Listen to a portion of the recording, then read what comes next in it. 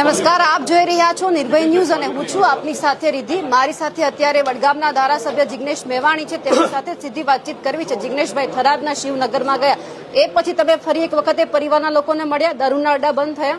બિલકુલ. થરાદ, બનાસકાંઠા, પાટણ, મહેસાણા જડબે સલાક સપાટો છે. ગઈકાલે એક પોલીસ અધિકારીએ મને ફોન કરીને કીધું કે જિગ્નેશભાઈ, અમારી સ્ટેટ મોનિટરિંગ સેલ એક બાજુ અને તમે એકલા એક બાજુ. આવો સપાટો મેં આટલા 20 વર્ષમાં જોયો નથી.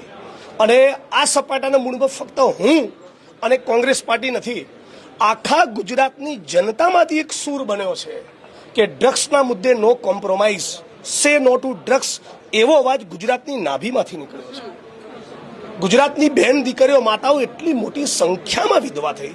અને બીજું, લોકોના જનતાના એક બહુ મોટા વર્ગને એવું થયું છે કે ભાઈ સતત પોલીસ સ્ટેશન જઈએ, એસીપી જોડે જઈએ, ડીસીપી જોડે જઈએ, એસપી જોડે જઈએ, પોલીસ કમિશનરને લખીએ, ડીજી સાહેબને લખીએ, કોઈ સાંભળતું જ નથી. એ જે પેન, એ જે પીડા, એ જે અકળામણ જે જમા થયેલી છે એનો બ્લાસ્ટ થયો, રાઈટ. અને આખા ગુજરાતની અંદર સોશિયલ મીડિયાની કોમેન્ટ્સનું કોઈ એનાલિસિસ કરે તો મારી તરફેણમાં 60 ને હરસંઘવીની તરફેણમાં 40 એવું નથી. મારી તરફેણમાં 98%, 2% સરકારની તરફેણમાં લખી રહ્યા છે. એટલે 98% સરકારની વિરુદ્ધમાં લોકો બોલી રહ્યા છે. અને આમાં કાસ્ટ, રિલિજન, પ્રદેશ, પોલિટિકલ પાર્ટીઓ બધાની ઉપર ચૈતર, ગોપાલ બધા જ મિત્રો બોલ્યા છે, બધા જ પત્રકારો બતાવી રહ્યા છે, બધા યુટ્યુબર્સ બતાવી રહ્યા છે. એટલે આ બહુ સારો મેસેજ છે અને ગુજરાતની જનતા આને બહુ એપ્રિશિએટ કરી રહી છે. અને આવો સાથે મળીને ડ્રગ્સ મુક્ત ગુજરાત આપણે બનાવીએ. દારૂની લત કદાચ છૂટી જાય, પણ એવા ભયંકર કેમિકલ ડ્રગ્સ આવી ગયા છે કે એક અઠવાડિયું જીવનમાં કોઈ લે અને પછી 8મા દિવસે જો એને ન મળે તો પોતાની માનો ગળાનો દોરો તોડીને પણ ડ્રગ્સ લેવા જશે. અને એવા કિસ્સાઓ પણ બન્યા છે. અને એ બાદ પણ જ્યારે ડ્રગ્સ ખરીદી નથી શક્યા તે યુવાનોએ થરાદની નર્મદાની કેનાલોમાં જમ્પ લાવી સુસાઇડ કર્યું છે. કોરોનામાં જે લોકોને ડ્રગ્સ નહીં મળ્યું એ લોકોએ આપઘાત કર્યા છે. તો આપણે આવું ગુજરાત બનાવવું છે, આપણે ઉડતા ગુજરાત બનાવવું છે. પણ જિગ્નેશભાઈ, છેલ્લા 6 મહિનાથી આ બધું વર્ષોથી ચાલ્યું આવે છે. એટલે નથી કહેતો, હું ગુજરાતી તરીકે કહું છું. આપણે જય જય ગરવી ગુજરાત બોલીએ અને આપણી આંખ સામે ગુજરાતને લૂંટાવા દઈએ, બરબાદ થવા દઈએ. કયો મંત્રી છે જે ડ્રગ્સના કાળા કારોબારમાંથી કમાઈ રહ્યો છે? આ ગુજરાતની જનતાએ પૂછવું પડશે. એ જે પણ મંત્રી ડ્રગ્સના કાળા કારોબારમાંથી કમાઈ રહ્યો છે એ ગુજરાત અને ભારત ભૂમિનો ગદ્દાર છે. આવા ગદ્દારોની એક જ સજા, જેલના કારાવાસમાં એમણે મોકલી દેવા જોઈએ. પણ અત્યારે જ કેમ આ મુદ્દો યાદ આવ્યો? અરે વર્ષોથી બોલીએ છીએ, વિધાનસભાના રેકોર્ડ કાઢો, 25 વખત આ મુદ્દો ઉપાડ્યો છે. જનતાનું અત્યારે જબરદસ્ત સમર્થન મળી રહ્યું છે. જનતાએ મુદ્દાનો ઉંચકી લીધો છે અને જનતા રેડો શરૂ થશે. એકલા કોંગ્રેસ દ્વારા નહીં, જનતા, સામાન્ય નાગરિકો પોતે વિડીયો બનાવીને અપલોડ કરી રહ્યા છે. મને અનેક લોકોએ ડઝનબદ્ધ વિડીયો મોકલ્યા, વિડીયો બધે કલેક્ટરોને, એસપીઓનું ફોરવર્ડ કરી રહ્યો છું. અત્યારે આખા ગુજરાતની અંદર એક પ્રકારનું વાવાઝોડું છે ડ્રગ્સ અને દારૂના મુદ્દે. તો રાજ્યની સરકારે બ્લુ પ્રિન્ટ આપવી પડે. ચિંતન શિબિરમાં બેઠેલા માનનીય મુખ્યમંત્રીને મારો સવાલ છે કે તમે શું એક્શન પ્લાન લઈને આવવાના છો, બતાવો.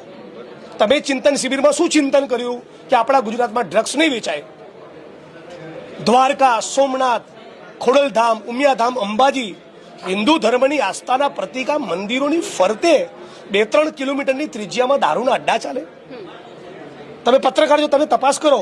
સુરત, બરોડા, રાજકોટ, અમદાવાદના પોલીસ કમિશનરના જે પોતાના બંગલા અને કચેરીઓ છે એની 2-3 કિલોમીટરની ત્રિજ્યામાં તપાસ કરો તોય અડ્ડા ચાલતા હશે.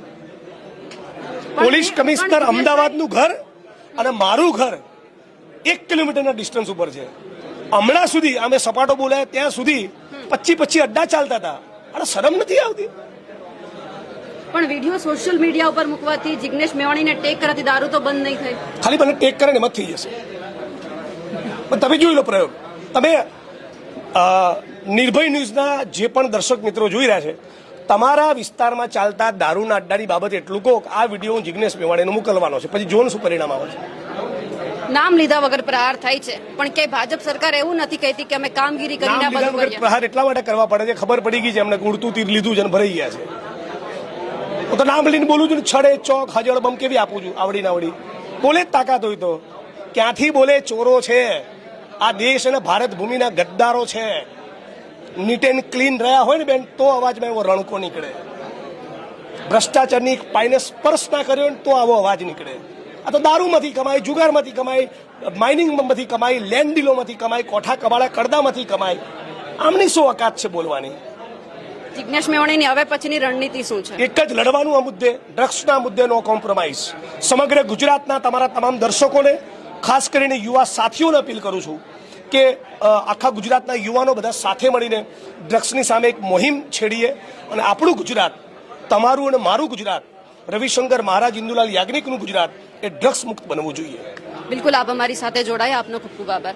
જિગ્નેશ મેવાણીએ જે વાત કરી છે તેમને લઈ આપ શું માનો છો કમેન્ટ કરીને ચોક્કસથી જણાવજો. સાથે જ અમારી નિર્ભય ન્યૂઝ ચેનલને લાઇક, શેર અને સબસ્ક્રાઇબ કરવાનું ભૂલશો નહીં. નમસ્કાર.